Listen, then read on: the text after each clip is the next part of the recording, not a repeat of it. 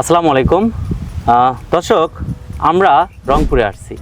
রংপুরে আমরা একটা মরিচের জমিতে আসছি, আমাদের শিখা জাতের মরিচ, গ্রিন অন সিডের শিখা জাতের মরিচের জমিতে।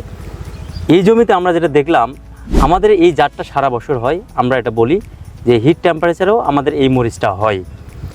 আমরা এখন যেখানে দাঁড়িয়ে আছি, এখানে তাপমাত্রা মোটামুটি 32 ডিগ্রি। এখন 32 ডিগ্রি সেলসিয়াস তাপমাত্রাতে এই মরিচটা, শিখা মরিচটা যে ফলন হয়েছে আলহামদুলিল্লাহ।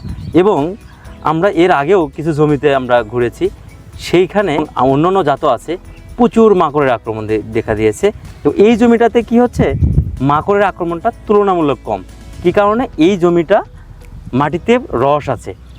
আমরা সবজি জমি যেটাই হোক, সবজি জমিতে সবসময় খেয়াল রাখবো মাটিতে পর্যাপ্ত রস থাকার জন্য, এবং এমন রস না যেটাতে শিকড় নষ্ট করে ফেলবে।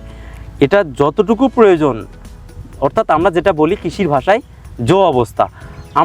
আমার পাশেই ভাইকে দেখতে পাচ্ছেন, উনি এই জমিটাতে চাষ করেছেন। কত শতক জমিতে চাষ করেছেন, কি করেছেন, আমরা টোটালি ওনার মুখ থেকে শুনবো। ভাই কেমন আছেন আপনি? আমি ভালো। টোটাল পরিচয়টা যদি একটু দিতেন। আমি হলো টেলেসের কাজ করি। আচ্ছা, আমি দর্জি।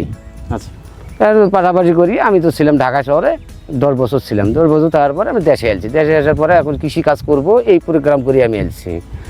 প্রোগ্রাম করাতে আজকে চিন্তা ভাবনা করলাম যে মরিচ খাতে আমি লাগাবো একটা। এই প্রোগ্রাম করে বগুড়া থেকে যে এই ফুলটা নিয়ে চারাটা আমি নিয়ে এলছি, নিয়ে আসার পরে গাড়ছি। আপনি এই মরিচটা কতদিন আগে চাষ করেছেন? আজকে 4 মাস হয়।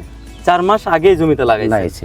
আচ্ছা, কি জাতের মরিচ লাগাইছেন আপনি? শিখা। শিখা শিখা শিখা জাতের মরিচ। আপনি চারা নিয়েছিলেন না বীজ নিয়েছিলেন? আমি চারা নিয়ে এসেছিলাম, চারা নিয়ে বগুড়া থেকে। জি, আপনি এখানে কয় শতক জমিতে মরিচ? এটা 15 শতক। আপনি এত ব্যস্ততার মাঝেও এই যে সবজি চাষ, মরিচ চাষ করছেন, এটা তো বিশাল ব্যাপার। এবং আমরা যারা প্রকৃত চাষি তাদের জমিতেও গিয়েছি, তাদের চেয়ে আপনার জমি আলহামদুলিল্লাহ ভালো। দেখেন মরিচগুলোর অবস্থা, দেখেন প্রচুর মরিচ আসছে, প্রচুর। এবং ফলগুলো দেখেন একদম সোজা এবং তরুতাজা। এখন আমার প্রশ্ন হলো ভাই, আপনার কেন মনে হলো যে দর্জির পাশাপাশি আপনি কৃষি কাজ করা দরকার? আরে সংসার উন্নতি করা লাগবে, এটাই চিন্তা ভাবনা করছি। মানে আপনি চাচ্ছেন আপনার দর্জির পাশাপাশি আরেকটা পেশা থাক?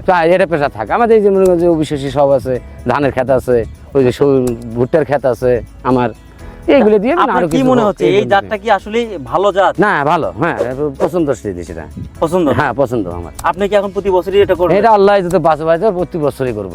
সারা বছর? সারা বছর যে আল্লাহ আমাকে বাঁচায়। মাশাআল্লাহ, মাশাআল্লাহ। ভাইয়ের কথা শুনে যেটা মনে হলো, ভাই হচ্ছে যে উদ্যমী মানুষ, সে উদ্যোক্তা, সে একজন ব্যবসায়ী না, কিন্তু সে একজন উদ্যোক্তা। সে একটা পেশায় আছে, দর্জি পেশা, যেটা টেলার্স আছে তার নিজস্ব, এবং পাশাপাশি সে চিন্তা করছে যে আমার আরো ইনকাম সোর্স দরকার, আমি কৃষিতে যাব। এবং কৃষি তার সেই ছোটবেলা থেকে তার বাপ দাদার পেশা, সেই পেশাটাকে ধরে রাখার জন্য সে মরিচ চাষ করেছে। এবং আমার জানা মতে সে নতুন চাষি হিসাবে আমার জীবনের প্রথম। এটা বিশাল ব্যাপার আমার জীবনের প্রথম। আমি আল্লাহর কাছে চাইছিলাম যে এমন একটা ক্ষেত আমারে দিবি যেন সবাই যেন দেখি অবাক হয়ে যায় যে ক্ষেত যে একটা করছে। এই গাছটাও কিন্তু এই চাইছে আমার কাছে, আল্লাহ আমাকে পুরেছে। মাশাআল্লাহ, এটাই আমাকে দিয়েছে আল্লাহ। আমরা একটু ভাইয়ের জমিতে একটু হাঁটে হাঁটে একটু দেখি যে ভাই আসলে কি অবস্থা। ভাই কিন্তু আজকে জমিতে মরিচ উঠাচ্ছে, আমরা ভাইয়ের মরিচও দেখাবো। এই যে দেখেন ভাইয়ের যে মরিচটা ঠিক এই রকম মরিচ হয়েছে। এবং আমরা জমিতে একটু দেখাই গাছগুলো কত বড় হয়েছে, সেগুলো একটু দেখাচ্ছি আপনাদের।